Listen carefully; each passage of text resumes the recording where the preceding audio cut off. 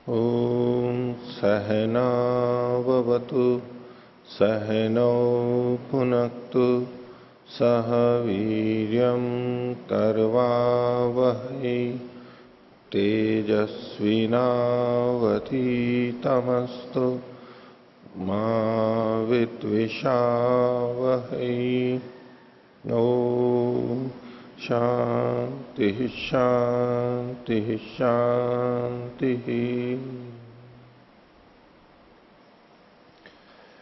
मीमांसा दर्शन की 92वीं कक्षा। मीमांसा दर्शन के द्वितीय अध्याय का दूसरा पाद हमने पिछली कक्षा में प्रारंभ किया था। उसकी कुछ भूमिका देखी थी। अंगापूर्व भेदाधिकरणम, अंग अपूर्व के भेद का अधिकरण। अंगापूर्व भी होता है, प्रधानापूर्व से भिन्न अंगापूर्व होता है, वो कई अंगापूर्व होते हैं। ये विषय प्रारंभ किया था और भी पहले पाठ के अंत में हमने देखा था। तो पिछले पाठ में से किन्हीं को कुछ पूछना है तो पूछ सकते हैं। हाँ। ओम। पृष्ठ संख्या 440, भाष्य की ऊपर से तीसरी पंक्ति।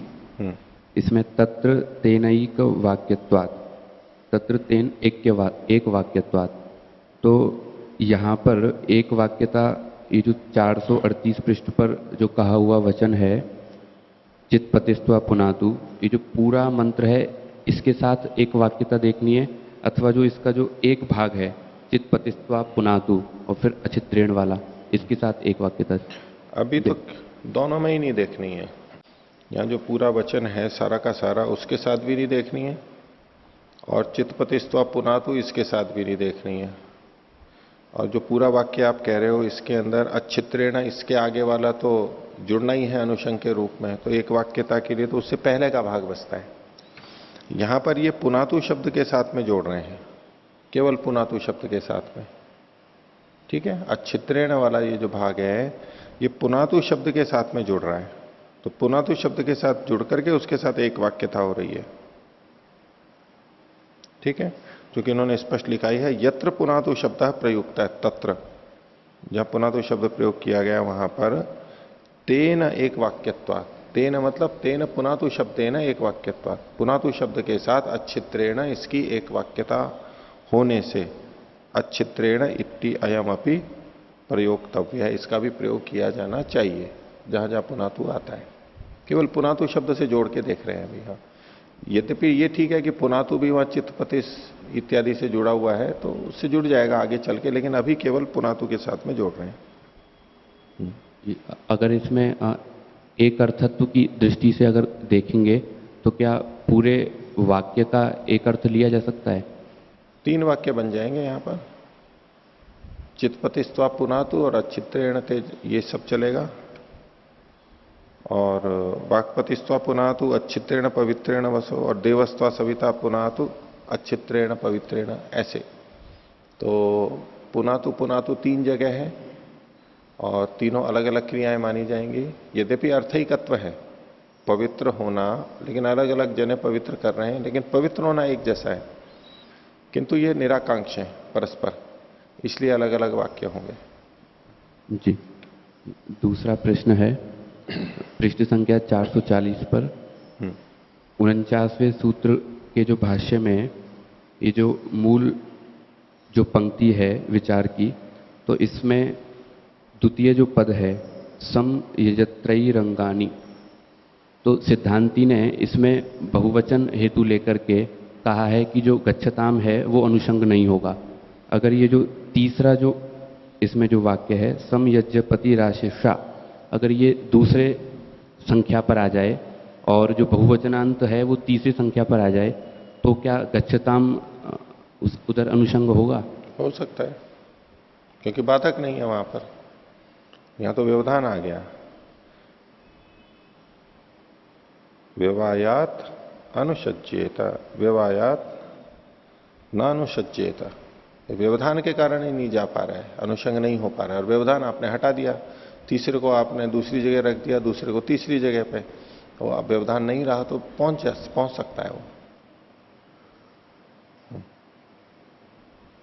ठीक है, फिर आगे चलें।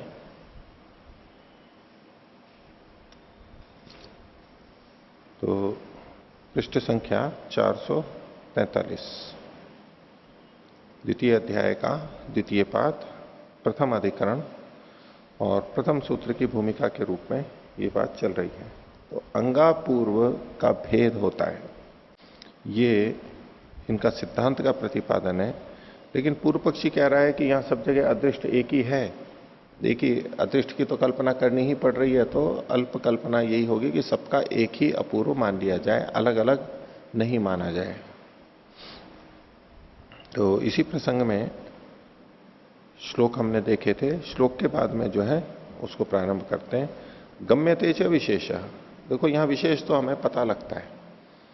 ये जो श्लोक था, इसकी चौथी पंक्ति थी, विशेषश्चेत न गम्येत। अगर विशेष भी पता न लगे ऐसी स्थिति में तो नई को भी कल्प्यते, तो फिर और तो कोई एक की भी कल्पना नहीं की जा सकती, वो व्यर्थ हो जाएंगे अगर विशेष की कल्पना ना की। तो विशेष का मतलब यहां पर अपूर्व की कल्पना। तो इसी को भाष्य में आगे कह रहे हैं, पूर्व पक्षी ही कह रहा है गम्यते च विशेष। विशेष तो यहां पर जाना जा रहा है। बहुभ्य एकम अपूर्वमिति।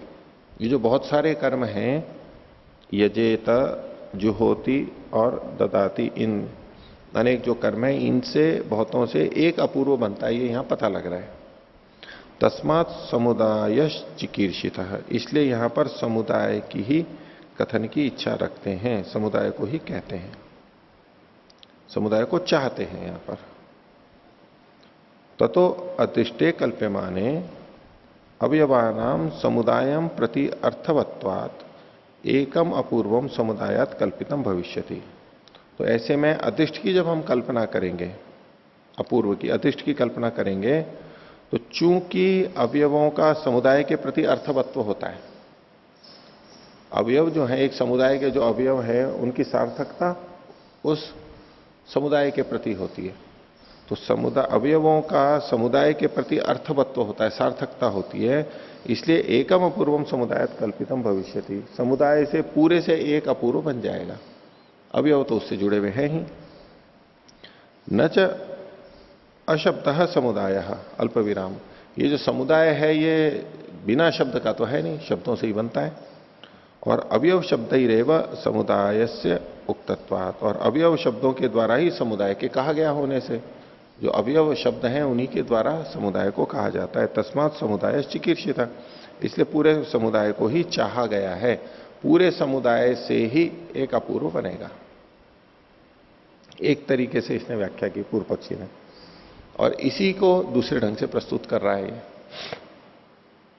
एक अपूर्व बनेगा, इसकी सिद्धि के लिए एक तरीके से उसने बात रखी, अब दूसरे तरीके से रख रहा है। अथवा यजेत इत्यस्य पूर्वो भागो यजति अर्थम ब्रवीति उत्तरो भावेत।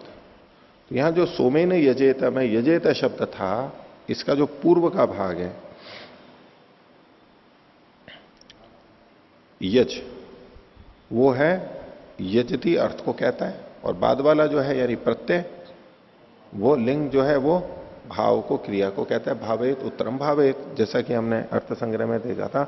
तो यज्ञेन इष्टम भावेत, यजेता यज्ञेन इष्टम भावेत, यज्ञेन इष्टम कुर्यात, ये वहां पर निकल के आएगा। तो दो भाग कर दिए इन्होंने। आगे कहते हैं तथा ददाति इति पूर्वो भागो ददात्यर्थम उत्तरस्तमेव भावयेत इति। ददाति में भी यही है, पहला वाला भाग ददाति अर्थ को कहता है, और उत्तर वाला प्रत्यय वाला भाग भावयेत अर्थ को कहता है। और ऐसा ही जुहोति में भी है, एवं जुहोति इति पूर्वो भागो जुहोत्यर्थम उत्तरस्तमेव अनुवदति। तो जुहोति जो है, इसका पूर्व भाग जुहोति के अर्थ को कहता है,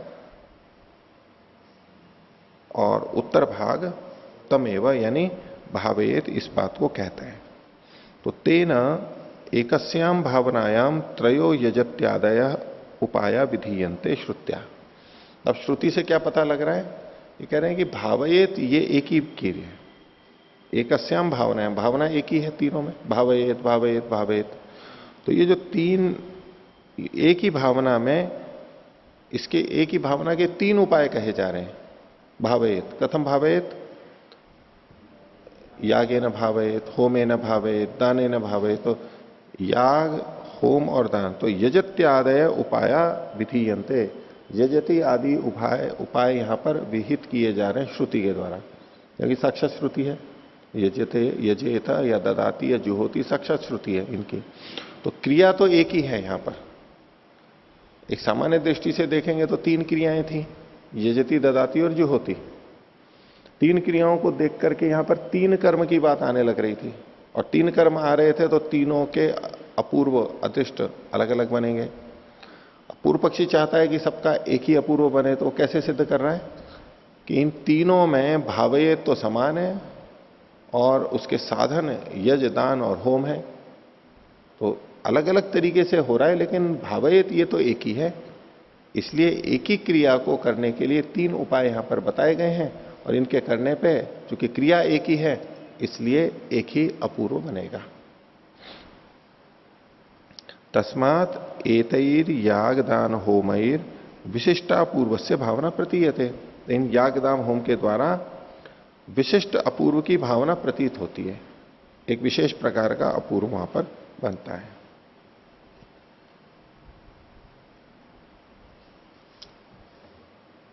अतः उच्यते, इसलिए कहा जाता है, अगले पृष्ठ पे देखिए, संहत्य एकम अपूर्वम साधयंती।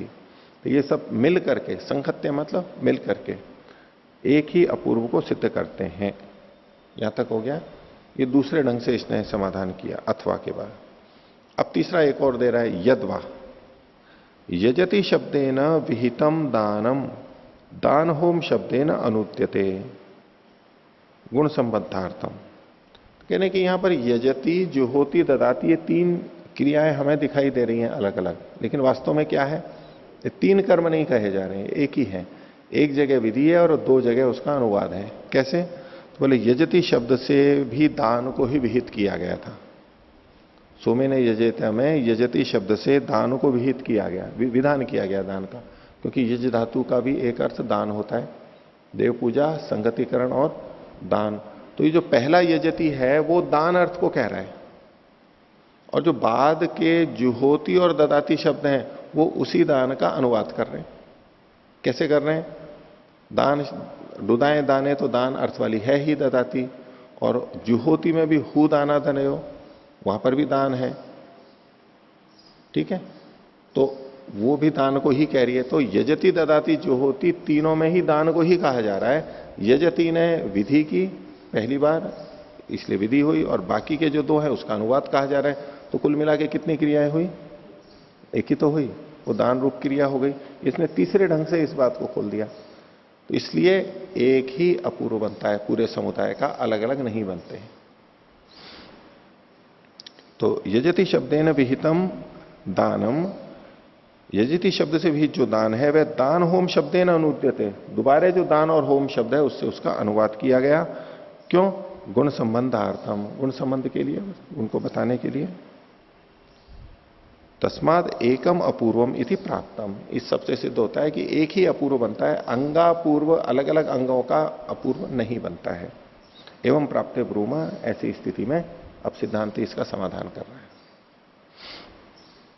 तो पहला सूत्र है शब्दांतरे कर्म भेद कृतानुबंधत्वात्। बोले शब्दांतर होने से यहां पर कर्म का भेद मानना चाहिए।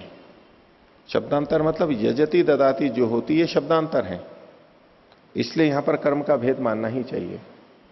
ये शब्दांतर क्यों है? तो कहा कृतानुबंधत्वात्। ये जो भावयेत है, प्रत्यय है, इसका अलग अलग धातुओं से, प्रकृति से अनुबंध है, जुड़ाव है। अलग अलग से जुड़ाव होने के कारण से ये अलग अलग शब्द हैं, और इसलिए कर्म भेद है, और कर्म भेद होने से सबका अलग अलग अपूर्व बनेगा। भाष्य प्रतिशब्दम अपूर्व भेद इति, प्रत्येक शब्द के साथ में अपूर्व का भेद है, यानी भिन्न भिन्न अपूर्व बनेंगे। शब्द के से तात्पर्य यहां पर है शब्द से बोधित जो क्रिया है उसमें, क्योंकि बिना क्रिया के तो अपूर्व बनेगा नहीं, वहां कुछ ना कुछ तो करना ही है। तो शब्द के साथ मतलब उस शब्द से जुड़ी हुई क्रिया से का अलग अलग अपूर्व है। शब्दांतरे कर्म भेदक कृतानुबंधत्वात्, ये तो सूत्र को जो का तो इन्होंने लिखा है। आगे यजेता इति अनेन केवल से याग से कर्तव्यता उच्यते। जब यजेता कहते हैं तो केवल याग की कर्तव्यता कही जा रही है, वहां पर और की कर्तव्यता नहीं कही जा रही है। याग करना, यागम भावयेत ऐसे अर्थ करेंगे तो यज्ञ की याग की कर्तव्यता का मतलब हुआ याग करना है, यागम भावयेत, यागम कुर्यात। तो केवल याग का ही करना कहा जा रहा है, बाकी दो का करना नहीं कहा जा रहा है।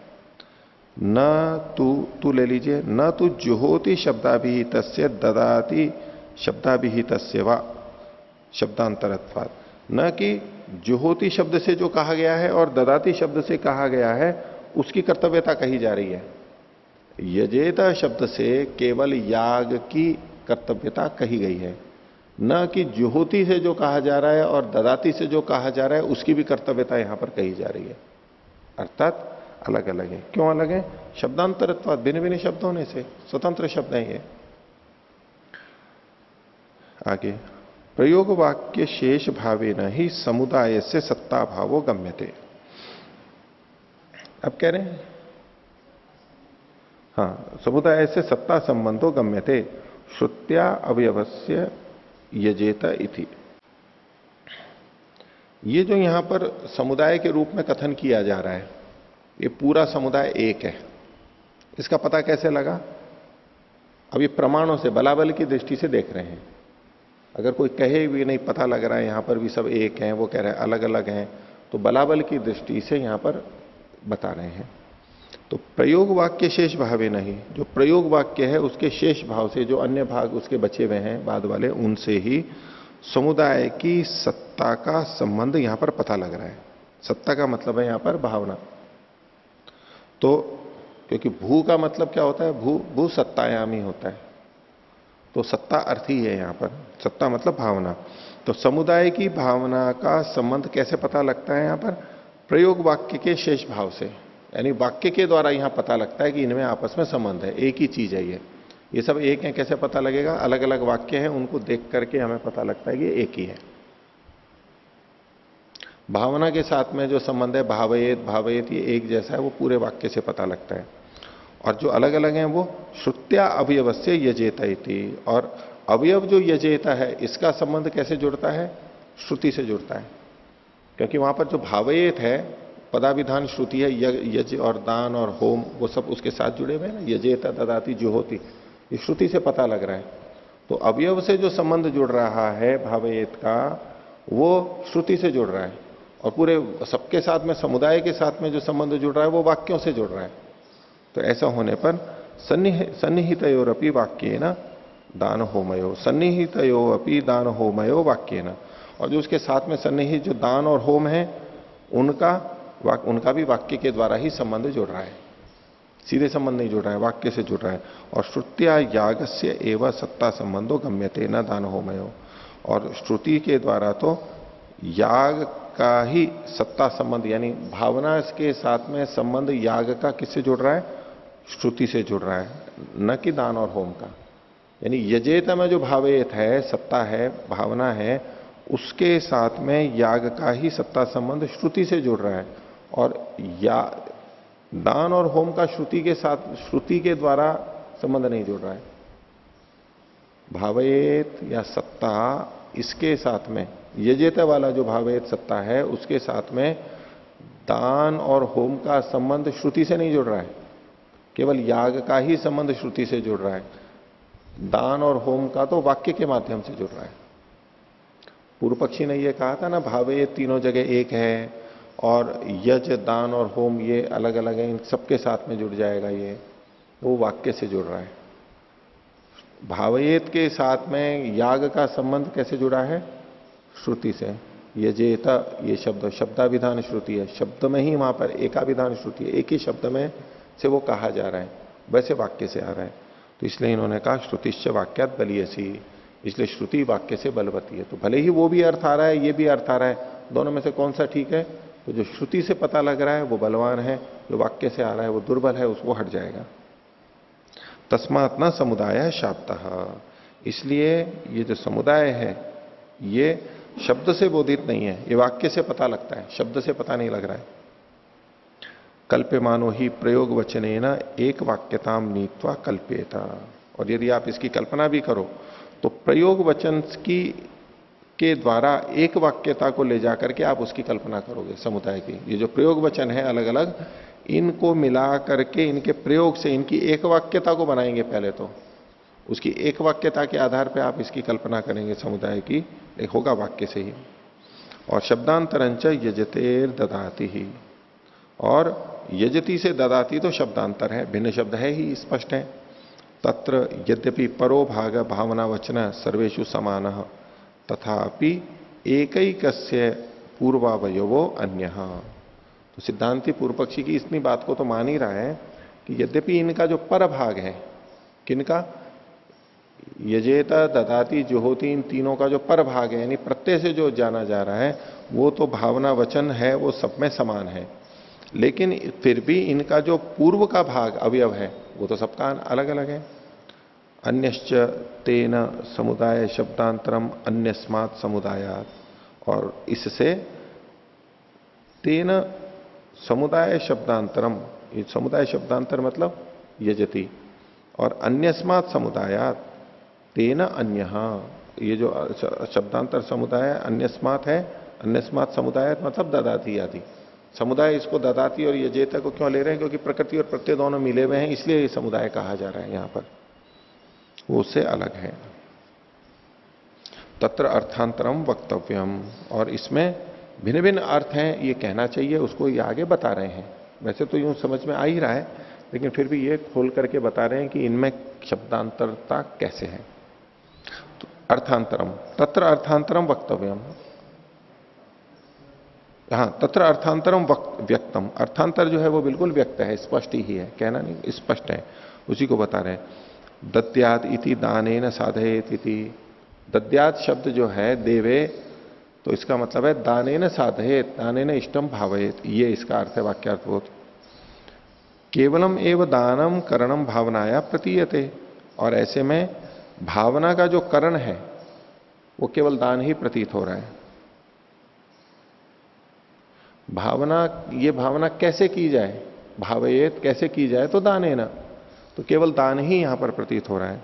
न याग होमौ सहायौ अपेक्षते, याग और होम सहायक के रूप में, करण के रूप में यहां पर ददाती को अपेक्षित नहीं हो रहे हैं, भावयेत को अपेक्षित नहीं हो रहे हैं। तथा इसी तरह से बाकी सब में भी घटा रहे हैं। जुहोती इति होम साधनाम भावानाम आह, जुहोती में होम के द्वारा सिद्ध की जाने वाली भावना को कहा जा रहा है। ददाती में दान के द्वारा सिद्ध की जाने वाली भावना को कहा जा रहा था, यहां होम के द्वारा सिद्ध की जाने वाली भावना को कहा जा रहा है। न दान यागौ अपेक्षते, दान और याग उसके द्वारा यहां पर अपेक्षित नहीं है। तत्र एतावत शब्देन अवगतम, तो इसमें शब्द के द्वारा क्या जाना गया, दानेन केवलेन सिद्ध्यति इति, ददाती में क्या अर्थ निकल के आ रहा है, केवल दान से ही सिद्ध होती है ये चीज, और चीजों से नहीं। जुहोती इत्यपि होमेन केवलेन सिद्ध्यति इति, और जुहोती भी कैसे होगा, इसी शैली में देखेंगे तो होम से ही सिद्ध होगा। यहां पर जुहोती में जो भावना सिद्ध करनी है वो केवल होम से ही होगी। न तो दाने न केवलेन सिद्ध्यति इति विज्ञानम निवर्तते, और इससे ये जो होमेन केवलेन सिद्ध्यति जुहोती में जो अर्थ पता लगा, इससे दाने न केवलेन सिद्ध्यति ये जो ज्ञान था ददाती के संदर्भ में वो हट नहीं जाता है, यानी वो अपनी जगह बना रहता है।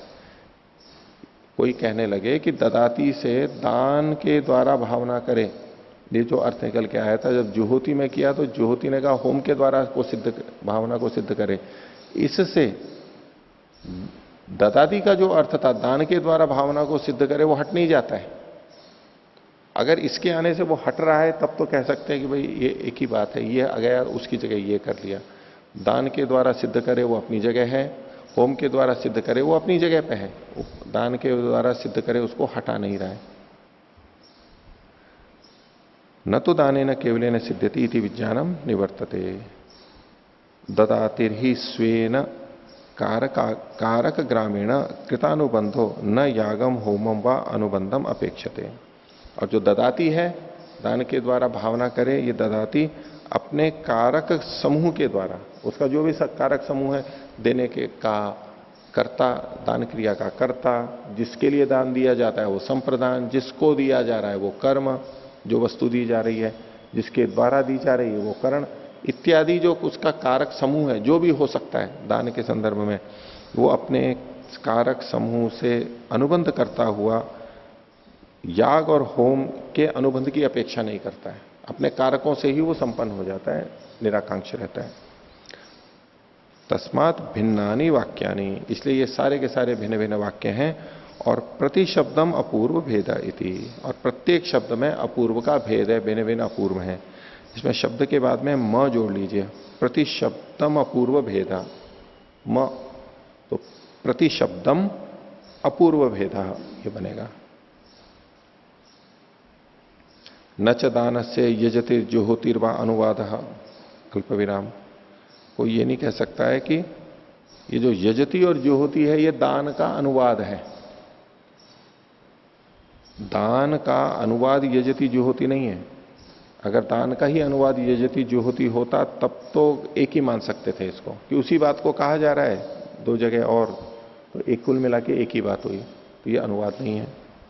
इसी तरह से याग होमयोर अविवक्षा प्रसंगात, यदि यूं कहा जाए कि ये उसी का ही अनुवाद है तो याग और होम की अविवक्षा का प्रसंग आएगा, तो उसको कहने की जरूरत क्या थी यहां पर? यदि उसी का ही अनुवाद है तो कोई उसकी विवक्षा है नहीं फिर याग और होम की।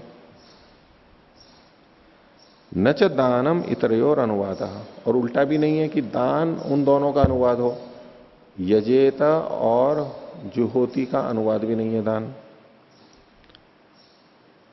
अंतर क्या है इन दोनों के अंदर? देखो, इन्होंने तीन धातुएं थी, तीन शब्द थे, उनको दो को अलग अलग कर दिया, ददाती को अलग कर दिया और यजते और जुहोति इन दोनों को एक तरफ कर दिया। इन दोनों के अलग अलग अर्थ हैं। कैसे? उन्होंने कहा परस्वत्वार्थत्वाद ददाते है। ददाती जो है वो किसके लिए होती है? पर मतलब दूसरे के, स्वत्व मतलब अपनेपन के लिए होती है, दूसरे के अपनेपन को बनाने के लिए होती है ददाती। दान में हम स्वत्व को छोड़ करके पर स्वत्व को स्वीकार कर लेते हैं कि इस पे अब मेरा अधिकार नहीं है, अब दूसरे का अधिकार है। अपने अधिकार को छोड़ करके, अपने स्वामित्व को छोड़ के दूसरे का स्वामित्व स्वीकार करते हैं, यही तो दान है। दूसरे को दे करके भी हमारा स्वामित्व बना रहा तो ये दान नहीं हुआ। दान शब्द से नहीं कहा जाएगा वो। फिर दान में अपना स्वामित्व छोड़ दिया जाता है, दूसरे का स्वामित्व स्वीकार किया जाता है। तो पर स्वत्वार्थत्वात्, पर स्वत्व के लिए ददाती के होने से, और इतरयोश्च त्यागार्थत्वात्, यजति और जो होती है वो त्याग के लिए होता है, उसमें त्याग होता है। तो त्याग अलग अर्थ है और पर स्वत्व का प्रयोजन अलग है, तो अलग अलग है, इसलिए ददाती इनका अनुवाद नहीं है। तो इस प्रकार से इन्होंने ये सिद्ध किया कि ये शब्दांतर होने से कर्म भेद है और इनके अलग अलग अपूर्व बनेंगे। यद्यपि ये सारे के सारे ज्योतिष्टोम में हैं, और ज्योतिष्टोम का पूरा मिला करके एक प्रधान अपूर्व बनेगा, प्रधान अपूर्व बनेगा इकट्ठा एक। लेकिन ये जो तीन हैं इनके भी अपने अपने अपूर्व बनेंगे, क्योंकि तीनों अलग अलग कर्म हैं। ये अदृष्ट बनेगा, अपूर्व बनेगा, और फिर वो प्रधानापूर्व का सहायक बनेगा। ये अलग अलग अंगापूर्व बनते हुए प्रधानापूर्व के सहायक बनेंगे। ये इनकी दृष्टि है यहां पर। अब बोले प्रयोजन इस अधिकरण का, इस चर्चा का, निश्चय का प्रयोजन क्या हुआ, क्या अंतर निकला? हम एक ही अपूर्व मान लेते या हम अलग अलग मान रहे हैं, सिद्ध किया है, तो इससे फर्क क्या पड़ेगा? क्यों ऐसी चर्चा की? निर्णय का कारण क्या है? तो प्रयोजनम पूर्व पक्षे समुदायात अपूर्वम, पूर्व पक्ष में तो क्या बनेगा? पूरे समुदाय से अपूर्व बनेगा। और सिद्धांते तो यागस्य फलवत्वात इतरयो गुण भाव, और सिद्धांत पक्ष में क्या होगा? याग के फलवत्व होने से, फल वाला होने से, यानी याग तो प्रधानापूर्व है और जो इतरयो है बाकी के जो हैं उनका गुण भाव होगा, उनका अंगापूर्व होगा। यानी सोमेन यजेता, इसमें जो याग है ये तो फल वाला है, ये तो प्रधान हो गया, और बाकी के जो दो हैं ददाती और जुहोति, वो उसका गुण भाव होगा, अंग भाव होगा। तो इससे क्या फायदा हुआ? इन्होंने तो फिर इतना ही लिखा है। पूर्व पक्ष में तो पूरे समुदाय से अपूर्व बनेगा और इसमें बाकी दो पहले वाले के भाग बनेंगे, अंग बनेंगे, गुण भाव को प्राप्त होंगे। इसमें यह प्रयोजन बताया जाता है इसका भी आगे कि क्या होगा कि पूर्व पक्ष में तो जब कभी अन्यत्र इसको लिया जाएगा तो अन्यत्र विनियोग नहीं हो पाएगा। पूर्व पक्ष में ये जो अंग कर्म है इनका विनियोग कहीं और जगह नहीं हो पाएगा, क्योंकि वो इस प्रधान के साथ ही जुड़े हुए हैं। इनका अपना तो कोई अपूर्व है नहीं, अपना तो कोई फल है नहीं, ये तो केवल प्रधान का ही है। तो यदि कभी यहां से उठ के जाएगा तो पूरा का पूरा उठ के जाएगा। प्रधान कर्म ज्योतिष्टोम सहित जो है वो पूरा का पूरा उठ करके जाएगा। ये अलग अलग से नहीं जा सकते। जुहोती और ददाती अलग से उठ करके कहीं जा नहीं सकते, और गए तो व्यर्थ है वहां पर, क्योंकि इनका अपूर्व तो बनता नहीं है। और सिद्धांत पक्ष में चूंकि इनका भी अपना अपूर्व है, अंगापूर्व है, तो ये यहां से उठ के दूसरी जगह पे विकृति यागों में इनको प्रयोग हो सकता है। ये जाएंगे तो इनका अपना अपना जो फल है वो साथ में वहां जब जाके करेंगे तो फिर वहां बनेगा, जुड़ेगा वही प्रधान से। वहां जो कर्म है प्रधान कर्म उसके साथ में जुड़ेगा, लेकिन यहां से वो वहां जा सकते हैं, ये भेद माना जाता है। ठीक, आगे देखिए दूसरा अधिकरण। अब ये जो प्रसंग इन्होंने चलाया था अंगापूर्व भेदाधिकरण, अब इसी तरह के वाक्य आएंगे कि भाई इस जगह पे अंगापूर्व होगा या नहीं होगा, यहां होगा या नहीं होगा, उससे संबंधित कुछ भिन्न भिन्न तरह की परिस्थितियों के वाक्य प्रस्तुत करेंगे और उसी चर्चा को चलाएंगे। तो यहां पर है समिध आदि अपूर्व भेदाधिकरण। समिध आदि कुछ वाक्य हैं वो अभी बताएंगे, उनमें अपूर्व के भेद का अधिकरण है। जैसे पिछले अधिकरण में कहा गया था, पिछले अधिकरण में सामान्य रूप से कहा गया था, अब यहां कुछ विशेष उदाहरण लेके कहा जा रहा है कि इनका भी अपूर्व भिन्न भिन्न होता है, भिन्न भिन्न प्रकार से इनका अपूर्व बनेगा, इसको सिद्ध करेंगे। भाष्य देखिए, समिधो यजति, ओ कर लेना इसको, समिधो यजति तनुनपातम यजति इत्येवम आदि पंचकृत्वो अभ्यस्तो यजति शब्द। देखिए यहां दो लिखा है, दो वाक्य हैं, समिधो यजति तनुनपातम यजति। बाकी के जो तीन हैं या पांचों नीचे देखिए टिप्पणी में लिख रखे हैं इन्होंने, समिधो यजति तनुनपातम यजति इडो यजति बर्हिर यजति स्वाहाकारम यजति, ये जो पांच हैं, तो इसलिए इन्होंने कहा इत्येवमादि पंचकृत्व अभ्यस्त, 5 बार करके अभ्यास किया गया। किस शब्द का? यजति शब्द का। बाकी जो समिध तनुनपात आदि हैं ये देवताओं के नाम है। यजति ये 5 बार आवृत्ति की गई। पंचकृत्व अभ्यस्तो यजति शब्द किम एकम अपूर्वम चोदयति किम प्रति अभ्यासम अपूर्व भेदयति।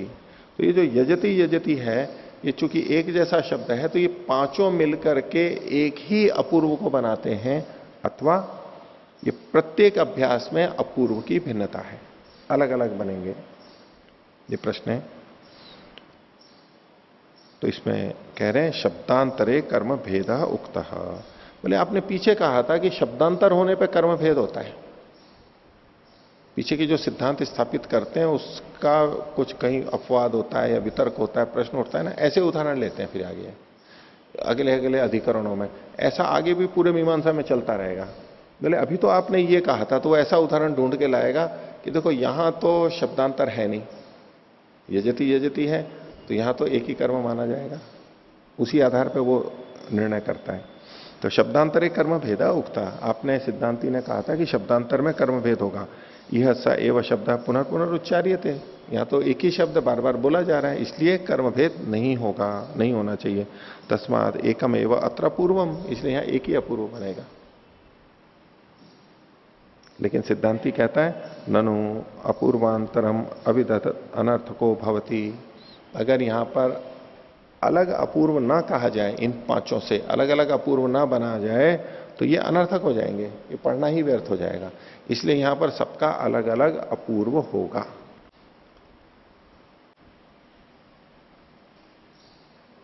आगे पूर्व पक्षी कह रहा है सत्यम एवं अप्रयोजनो भवति। तो ठीक है, सत्य ही है कि अप्रयोजन हो रहा है, सिद्धांति ने कहा था कि अगर अपूर्व नहीं मानेंगे तो ये अनर्थक हो जाएगा। तो पूर्व पक्षी कह रहे हैं हाँ अनर्थक तो हो ही रहा है, होना ही चाहिए। कैसे अनर्थक हो रहा है, अप्रयोजन हो रहा है। बहुकृत्वोपि च उच्चार्यमाणो न अन्य अर्थो भवति, बहुत बार करके उच्चारित किया जाता हुआ भी वो भिन्न अर्थ वाला तो होता नहीं है, वही यजति है। यत प्रथमे उच्चारणे गम्यते शततमे भी तदेव गम्यते, पहले उच्चारण में जो अर्थ आ रहा है 100वें उच्चारण में भी वही अर्थ आएगा। तस्मात पंचकृत्व अभ्यस्तो यजति शब्द एकम अपूर्वम चोदयति, इसलिए 5 बार करके यजति शब्द भले ही बोला गया हो, किया जा रहा हो, लेकिन एक ही अपूर्व को बनाएगा। न च अभ्यासो अनर्थ को भविष्यति।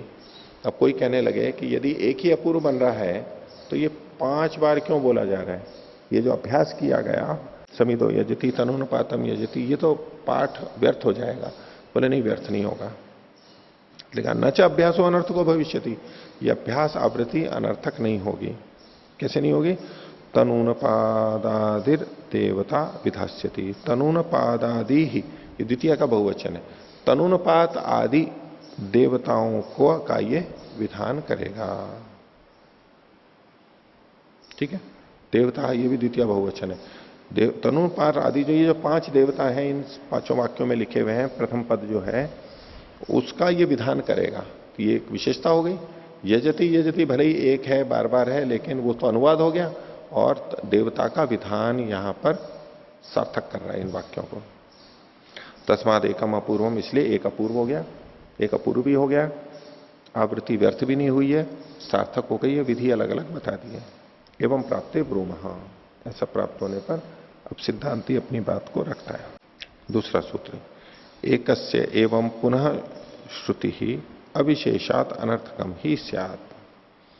तो एकस्य एवं पुनः श्रुति, एक की ही दोबारा इसी प्रकार से श्रुति मानी जाए तो अविशेष होने से यह अनर्थक हो जाएगा। विशेष तो कुछ हुआ नहीं है तो यह अनर्थक हो जाएगा। कैसे होगा, भाष्यकार बताते हैं आगे।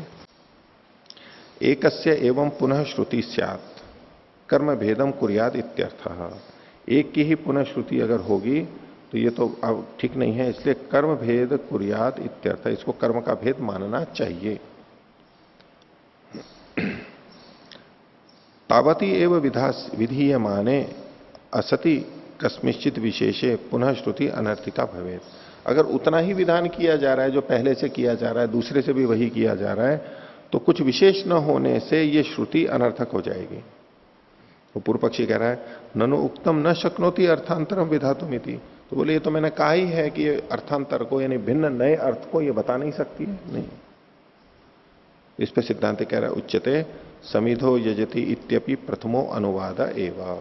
बोलिए जो समिधो यजति शब्द है इसमें जो यजति है प्रथम, प्रथम मतलब पहला जो यजति है, बोले ये भी अनुवाद ही है। पूर्व पक्षी का कुछ ऐसा कहना था कि समिधो यजति तनुपात यजति इत्यादि जो थे, इसमें जो पहला यजति है समिधो यजति ये तो है विधि, और उसके बाद में जितने यजति हैं वो अनुवाद माने जाएंगे। इसके ऊपर सिद्धांति कह रहा है ये जो समिधो यजति है, ये जो पहला वाला यजति है, बोले ये भी अनुवाद ही है। क्यों अनुवाद है, क्योंकि यजेता की विधि पहले हो चुकी है। उसके लिए इन्होंने कहा दर्शपूर्ण मासाभ्याम यजेता इति याग प्राप्त है। वह दशपूर्ण मासाभ्याम यजेता, इस वचन से याग की प्राप्ति तो हो चुकी है। अब यहां पर जब यज धातु का प्रयोग होगा तो ये तो अनुवाद ही कहलाएगा। आगे तत्र देवता न शक्या विधातुम, और पूर्व पक्षी ने एक बात और कही थी कि यहां पर यजति का तो अनुवाद है लेकिन देवता का विधान है इसलिए निरर्थक नहीं होगी।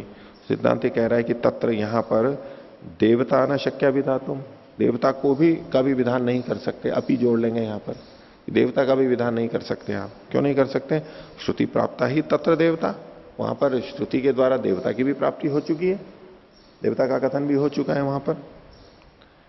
तो इयम वाक्यात प्रकरणात्वा, बोले ये जो देवता का कथन है, यहां पर जो ये देवता का कथन है वो कैसे पता लगा, या तो प्रकरण वाक्य से या तो प्रकरण से।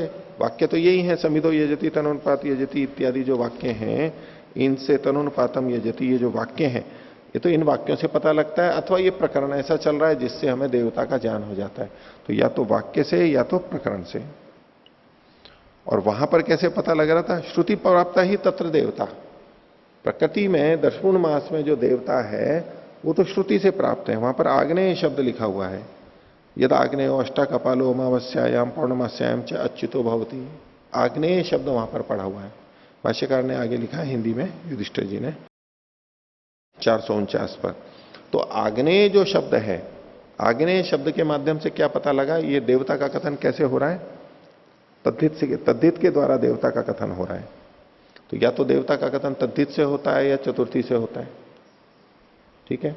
और यहां कैसे हो रहा है, वाक्य से या प्रकरण से। तो यहां वाक्य और प्रकरण से हो रहा है, मतलब तद्धित और चतुर्थी से तो नहीं हो रहा है, क्योंकि समिधो यजति तनुपातम यजति, यहां पर न तो तद्धित प्रत्यय है न तो चतुर्थी है, तो ये वाक्य से हो रहा है।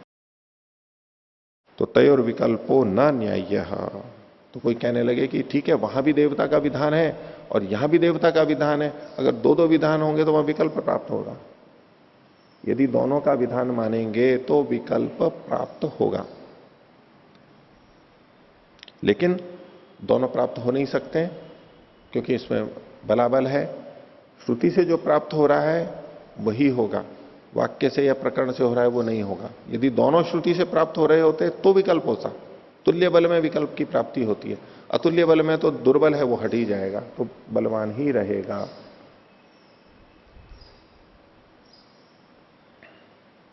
और आगे कह रहे हैं स ऐसा देवता याग संबंधो विधि मानो।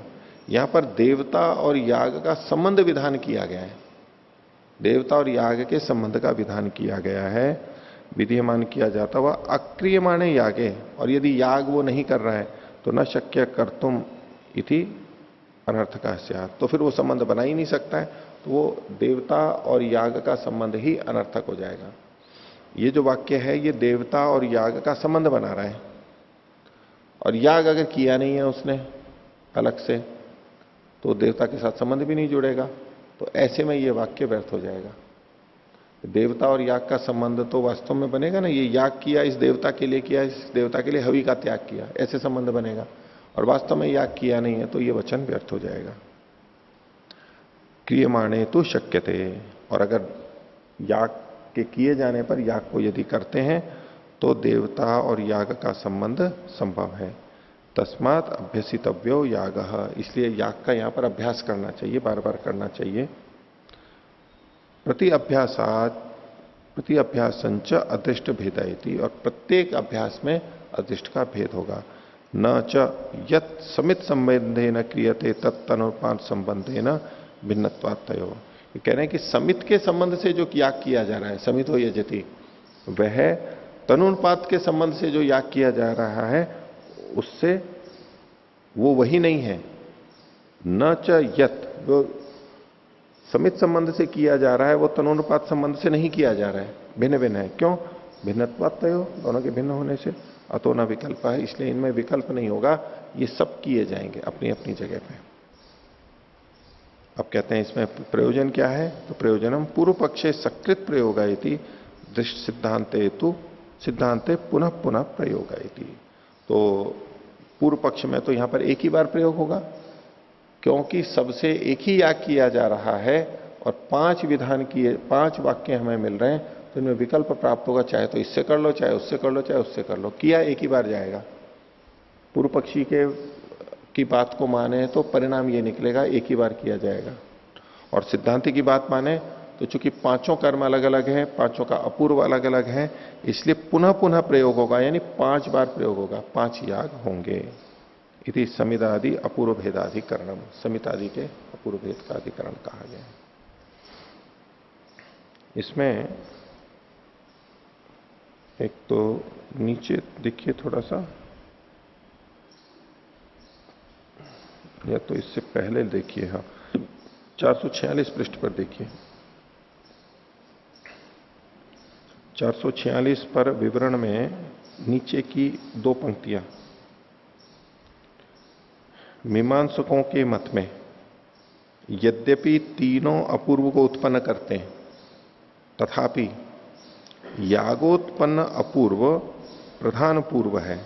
इसको प्रधानापूर्व कर लीजिए, एक तो प्रधान अपूर्व प्रधानापूर्व, तो यागोत्पन्न अपूर्व प्रधानापूर्व है, और होमदान से उत्पन्न अंगापूर्व को उत्पन्न करते हैं। होम दान से, हां, और होम दान से उत्पन्न अंगापूर्व को उत्पन्न करते हैं। कौन उत्पन्न करते हैं? वाक्य अटपटा है। तो यागोत्पन्न अपूर्व प्रधानापूर्व है और होम दान से उत्पन्न अंगापूर्व उसको उत्पन्न करते हैं। उसको लगा लीजिए। यानी अंगापूर्व प्रधानापूर्व को उत्पन्न करेगा, प्रधानापूर्व अंगापूर्व को उत्पन्न नहीं करेगा। एक नदी छोटे छोटे स्रोतों को उत्पन्न नहीं करती है। पीछे पहाड़ी से जो आ रहे हैं छोटे छोटे स्रोत नदी को उत्पन्न करते हैं। ऐसे ही अंगापूर्व मिलकर के प्रधानापूर्व को बनाएंगे, प्रधानापूर्व अंगापूर्व को नहीं बनाएगा। इसलिए यहां करना है अंगापूर्व उसको उत्पन्न करते हैं, उसको यानी प्रधानापूर्व को उत्पन्न करते हैं।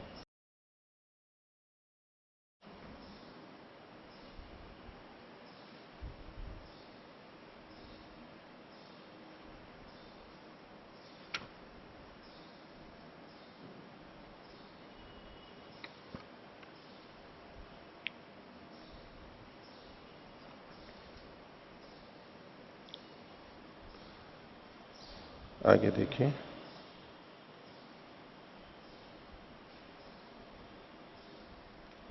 तीसरा अधिकरण, आघारादि आग्नेयादि नाम अंगांगी भावाधिकरणम।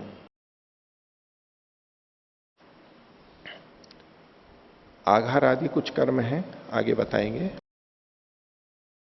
और आग्नेय आदि हैं उनके साथ में इनका अंगांगी भाव अधिकरण है। आपस में कैसे जुड़े हुए हैं? अंगांगी भाव। ये अंग हैं, आघार आदि अंग हैं और आग्नेय आदि अंगी हैं। अंगांगी भाव का कथन यहां पर किया जा रहा है।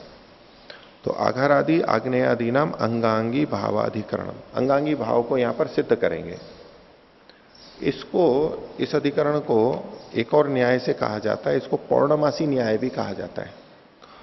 चूंकि उससे संबंधित है, पूर्णमासी से संबंधित कुछ वाक्य हैं और उसको लेकर के किया गया है, तो इसको पौर्णमासी न्याय के नाम से भी कहा जाता है, अधिकरण का नाम।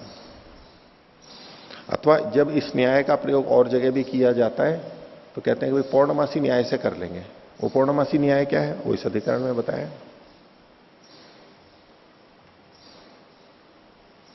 तो एवं ही समामनंती, इस प्रकार से पढ़ते हैं। ये कुछ तो वचन इन्होंने बताए हैं। यदाग्नेयो अष्टाकपालो अमावस्यायाम पौर्णमास्यायांच अच्युतो भवति, ये वाक्य पहले आ चुका है। इस वाक्य को विपरीत अल्प विराम में बंद कर लीजिए भवति तक। वैसे तो इन्होंने आगे अर्ध विराम लगा रखा है, उससे भी पता लगता है, लेकिन फिर भी कर दीजिए, करना है तो। क्या कि जो आग्नेय अष्टकपाल है, अग्नि देवता वाला अष्टकपाल, 8 कपाल में पका हुआ जो पूर्णाश है, वो अमावस्या और पूर्णमासी में अच्युत होता है, च्युत नहीं होता है, बना रहता है, स्थिर रहता है। इसकी प्रशंसा की गई है। ये एक वाक्य हो गया। दूसरा देखिए, तौ ब्रूताम तौ अब्रूताम अग्निशोमऊ अज्यस्य एव नौ उपांशु पौर्णमास्याम यजन इति। वो दो बोले, वो दो कौन है? अग्निशोमी, मतलब अग्नि और सोम देवता बोले कि घृत के द्वारा ही हमारे लिए उपांशु पौर्णमासी में यजन किया जाए। हमारे लिए घृत के द्वारा ही पूर्णमासी में यजन किया जाए, और वो भी उपांशु। ये उन्होंने अपनी इच्छा व्यक्त की।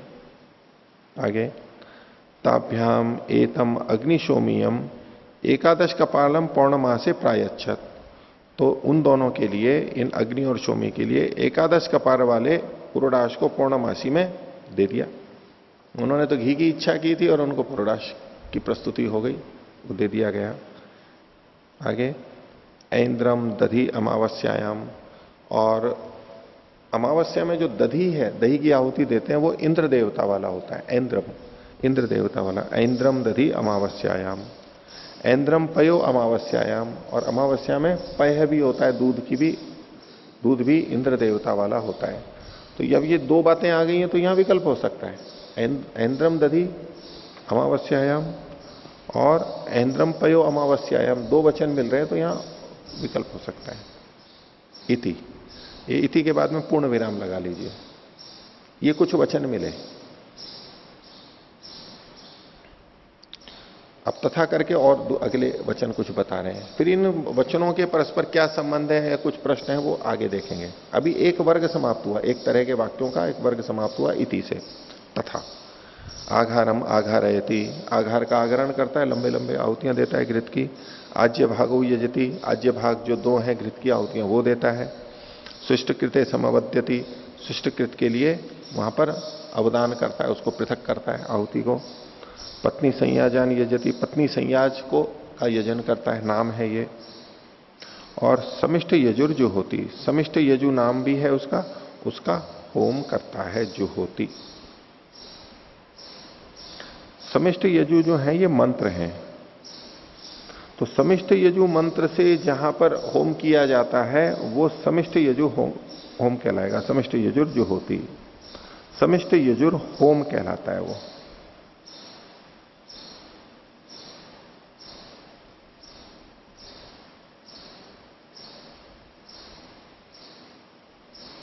समिष्ट यजु को यूं वैसे अर्थ करेंगे तो सम्यक इष्टा देवता इच्यन्ते अनेन स होमा सम इष्ट यजु। सम इष्ट यजु, तो सम तो मतलब सम्यक हो गया, इष्ट मतलब इष्टा देवता इच्यन्ते अनेन, जिस याग के द्वारा सम्यक प्रकार से इष्ट देवताओं का यजन किया जाता है उस होम को कहते हैं समिष्ट यजु। और समिष्ट यजु होम में ये वैसे पूर्णाहुति के रूप में होता है वहां पर। उसमें प्रक्रिया ये करते हैं, अच्छी प्रकार से देवता का यजन कर रहे हैं, कैसे करते हैं, तो वहां पर उठ करके दक्षिणम पदम वेदी मध्य निधाय, वेदी जो बीच में होती है आवनीय से पहले, वहां पर दक्षिण पाद को रख करके आगे, एक तो होता है खड़े खड़े करते हैं, पहले भी ये बात आई थी कि दाहिने हाथ दाहिने पैर को आगे रख करके फिर करता है। तो दक्षिणम पदम वेदी मध्य निधाय ध्रुवया मंत्रेण जो होती, ध्रुवा के द्वारा जो एक शुरू होता है उसके द्वारा होम करता है। स्वयं समिष्ट यजुर होम इत्युच्यते। हम जैसे किसी को कोई चीज देते हैं हाथ से, एक तो यूं ही दे देते हैं, देनी है वो ले लो, उधर है वो कहते हैं पेन देना वो दूसरा फिर यूं हाथ करके लेता है। एक हम क्या पेन देना, तो हम यूं करते हैं, बीच तक करेंगे, आधा हमारा हाथ गया आधा उसका आएगा। और एक होता है कि हम उसको यूं करते हैं।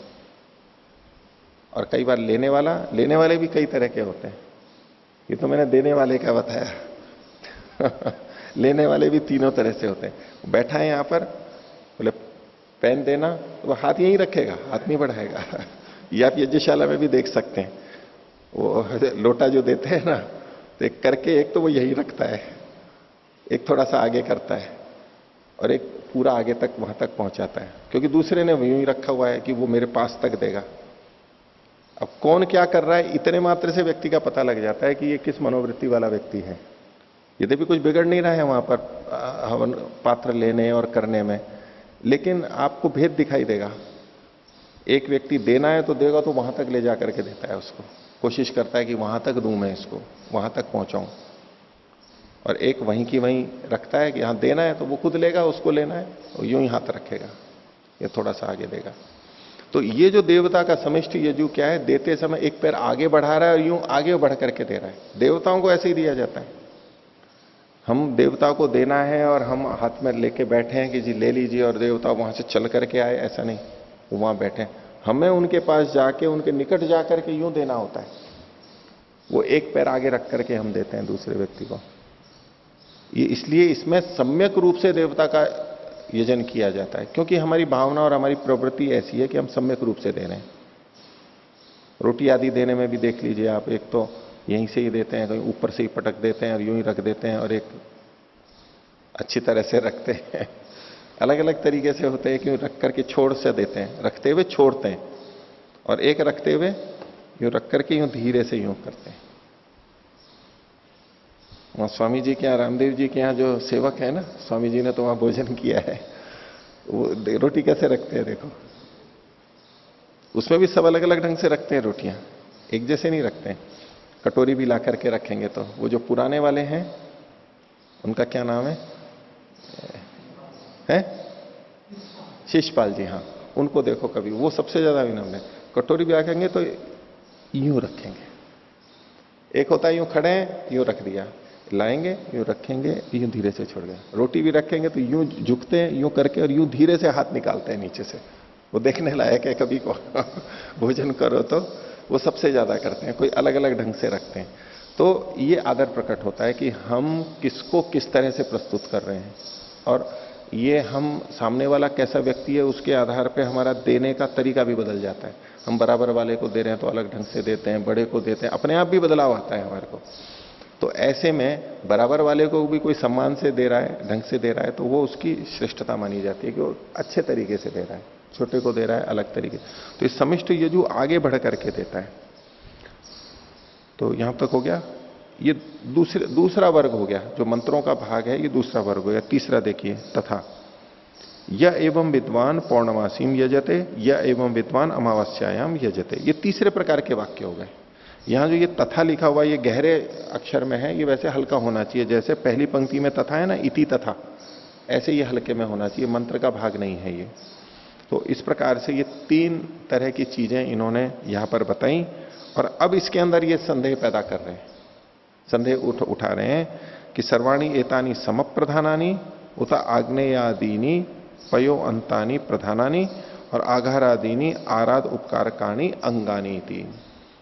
या दो ढंग से बात करेंगे। अभी तक जो मैंने बोला वो एक है, इस पे एक संख्या डाल लेना कि सर्वाणी एतानी समप्रधानानी, ये जो जितने सारे कर्म बताए इन्होंने, तीन वर्ग थे यहां पर, क्या ये सब समान रूप से प्रधान है समप्रधानानी, अथवा आग्नेय आदि जो पयो अंत है, आग्नेय आदि पयो अंत का मतलब क्या हुआ, यद आग्नेयो अष्टा कपालों से लेकर के ऐन्द्रम पयो अमावस्यायाम यहां तक का, इति तक का जो भाग था, ये आग्नेयादीनी पयोअंतानी प्रधानानी, ये तो प्रधान है, और आघारादीनी, यहां से जो आघारम आघारयति से जो लेकर के है आघारादीनी आराध उपकारकानी अंगानी, ये दूर से उपकार करने वाले हैं, यानी अंग रूप में है, उसके सहायक हैं, स्वयं प्रधान नहीं है, उससे मिल करके समीप आकर के या दूर रहते हुए उसका उपकार करते हैं।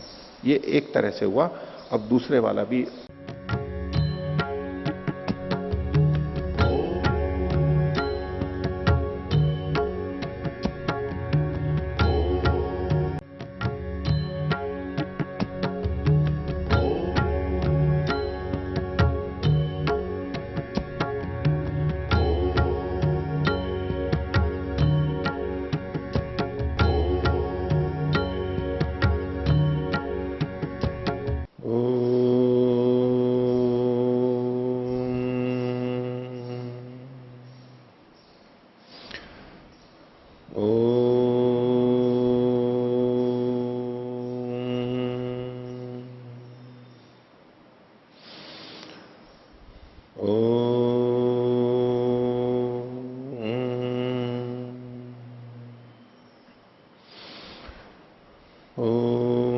सहनावतु सहनौ भुनक्तु सह वीर्यं करवावहै तेजस्विनावधीतमस्तु मा विद्विषावहै।